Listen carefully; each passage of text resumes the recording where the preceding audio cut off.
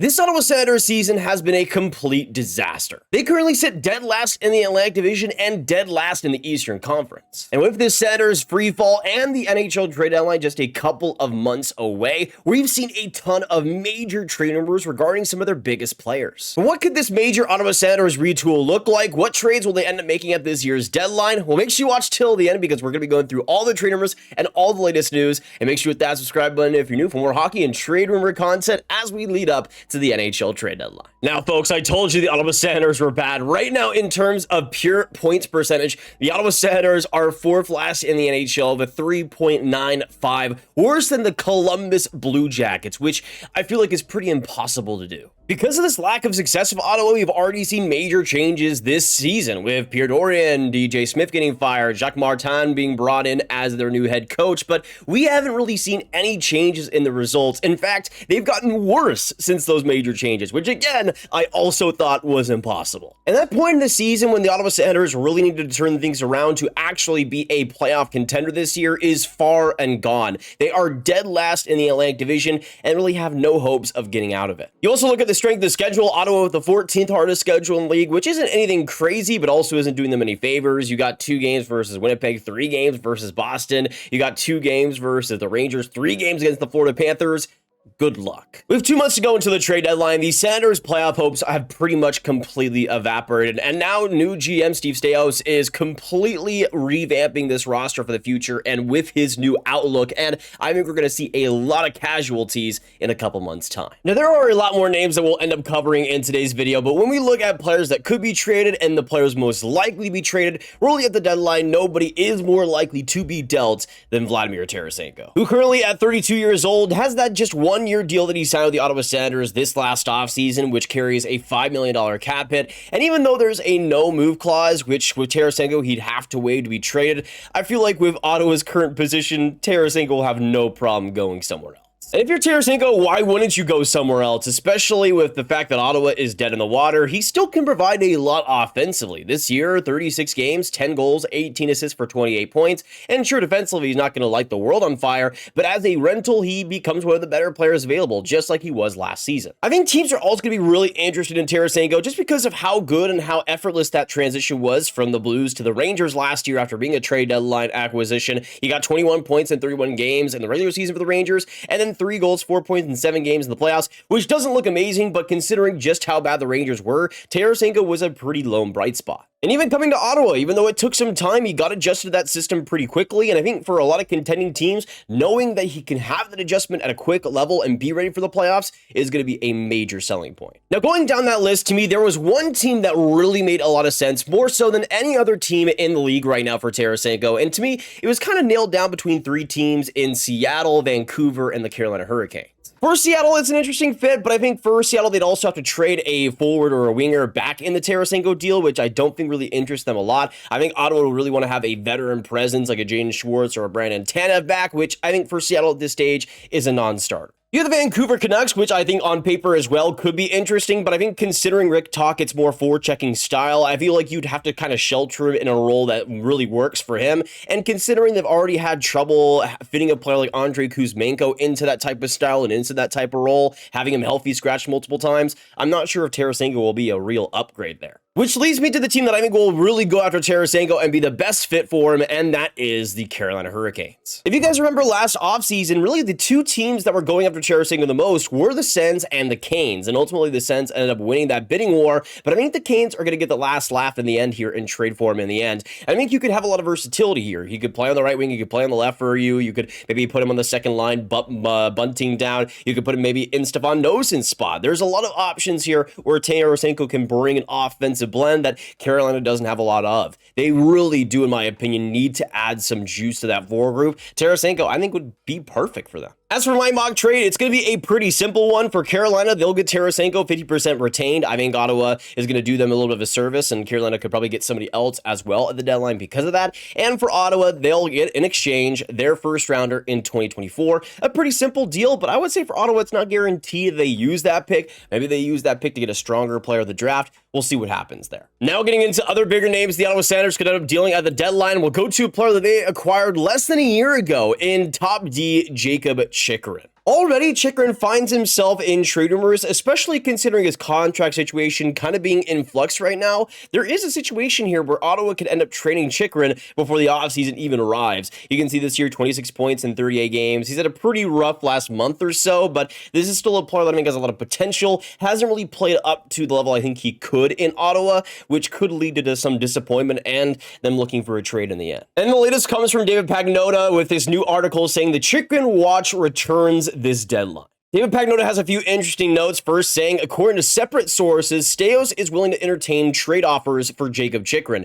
who has one more year left on his contract and owns a 10-team no-trade list. It is unclear if the Senators are actively shopping the blue liner, but that may fall into the semantics category. Pagnotta says, speaking to a GM this week of a team who previously expressed interest in Chychrun, he confirmed he's heard Chychrun's name out there, but would not dive any further into the topic. He goes on to say, too, there have been some league-wide talk making the rounds lately suggesting Chychrun might not be a fit for the Senators' locker room. Two separate sources have suggested his desire to sign in Ottawa long-term may be in question. He is eligible to sign an extension starting January 1st, and then goes on to say a move is not believed to be imminent, but conversations are expected to continue over the next 7 weeks. Then we get some really interesting info on what the Ottawa Senators are looking to improve upon with these potential trades, saying the Senators are looking to add to a room that Staios believes has high character players. Acquiring proven assets is atop his priority list, but sometimes they come with a price. The old you have to give to get take applies here. And we've heard a lot about Ottawa recently prioritizing more veteran presences being brought onto this team. We already know they have a couple of players like that, like a Claude Giroux or a Travis Hamonic, but they're trying to find that sweet spot of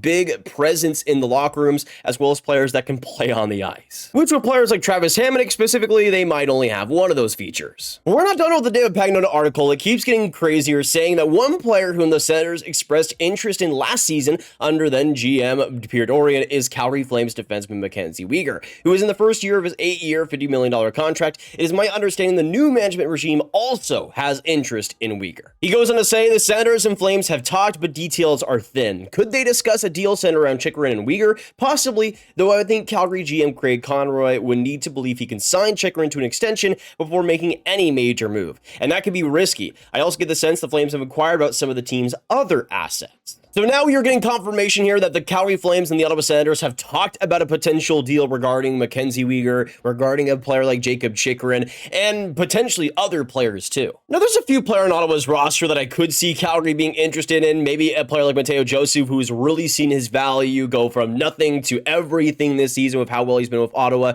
I could also see Calgary being interested in a couple of D. Obviously Chychrun is part of that. Maybe a player like Chabot fits their style, but I also see players like Artem Zub and maybe even Erik Brannstrom getting interest as well from Calgary. A lot of options that Ottawa could trade under the right circumstances. Now, all that info makes complete sense that the Sens and Flames were talking here, but especially regarding a Weegar and Chychrun trade, that the Flames would also be interested in other assets, because if this deal were to happen, it would have to include another asset by Ottawa, probably another major piece to get a deal like this done, to bring Weegar to Ottawa, especially considering the difference in the cap situations, with Chychrun not being signed, with Weegar being signed to a great deal long-term at 6.25. He's exactly what Ottawa needs defensively, but it is going to cost a pretty penny. It's hard to really gauge what Calgary is thinking or what they would want in a Weegar trade, but considering what we saw with the Tyler Toffoli deal, for an example, where they still got a pretty solid player in Igor Sharangovich and prioritized getting a pretty solid player back, I would imagine for Calgary, I would be kind of surprised if a Weegar deal involved a first-round pick going back. And for a mock trade, I mean, I don't even know where to begin. It would have MacKenzie Weegar going to Ottawa, to Calgary, Jakob Chychrun, probably Erik Brannstrom back as well, probably a forward like Mathieu Joseph, and probably a pick as well, probably the 2024 second rounder that Ottawa has right now.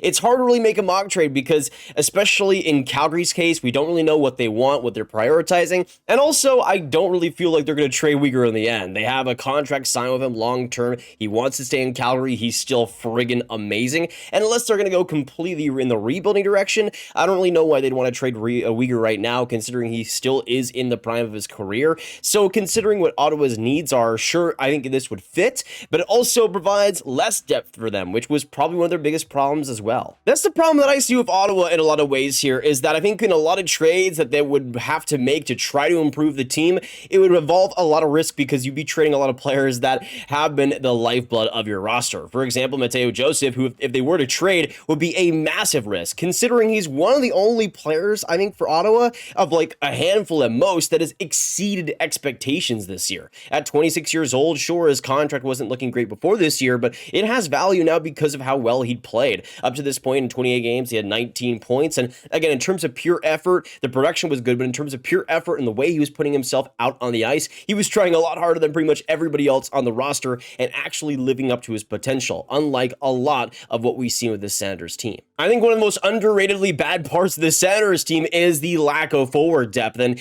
of course Shane Pinto being out does hurt, but you got Rourke Chartier as your third line center, players like Mark Kastelic and Zach McEwen and Parker Kelly on your fourth line. This is a team that lacks serious depth and has serious depth issues, and I think even though you could fix that defense, that's not going to fix those type of issues, those roster issues that Steve Staios is going to have a hard time fixing. And I don't envy Ottawa, because you even got players like Thomas Chabot, who I think are one of the biggest problems on the roster and kind of epitomize some of the roster issues, considering he makes $8 million and as an offensive D is just not living up to the potential he has. Over the past couple of years, just defensively, it has been an absolute circus. This year, even though the point production has been good when he's played, he's been largely just irrelevant defensively at best. And the problem for Ottawa continues to compound, where they just have all these different issues attacking them all at once, and there really is no trade that could fix any one issue. You look at the roster and you still have serious holes on the bottom six, and with Tarasenko gone, you're going to have to need to fill that top six void as well. You look at the defense, and again, you got serious holes with players just not living up to their potential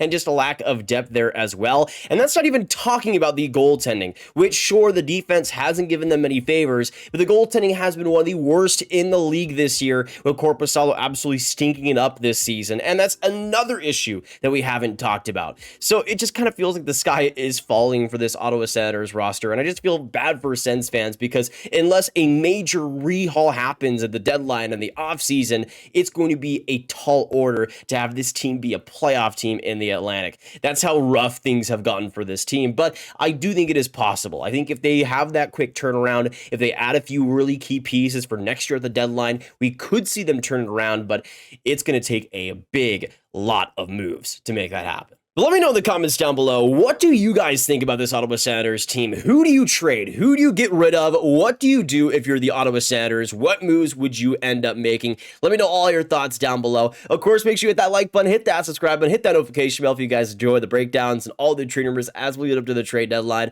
And of course, make sure you share the video with all the hockey fans, all the Sens fans you guys know online, and click on this card for all my trade rumor content right in one playlist. My name is Nathan. Have a fantastic hockey day, and I will see you in the next one. Goodbye.